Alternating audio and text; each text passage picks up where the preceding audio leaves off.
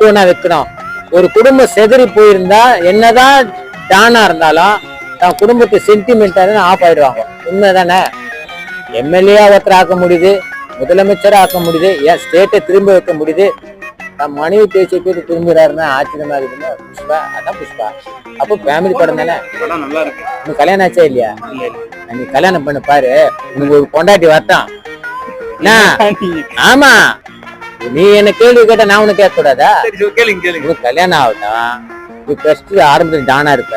உனக்கு கல்யாணம் ஆன பிறகு உன் பொண்டாட்டி பேச சொல்றது கேட்பியா இல்லைங்க சார்? நான் பாக்குறேன். தக்காளி வாங்கின சொன்னா வெங்காயம் வாங்க போற, அதானே நடக்கும். தக்காளி வாங்கினா தக்காளி மரத்தையே பிடின்னு வரணும். அதுதான் பொண்டாட்டி தாசம் புஷ்பான்றேன். ஓகேவா? நான் என் பொண்டாட்டி பேசி நான் கேட்கறது இல்லை. அதான் நான் புஷ்பாவே இல்லை. புரியுதா? கேட்டு இருந்தேன்னா இந்த புஷ்பா அரசாங்கத்தை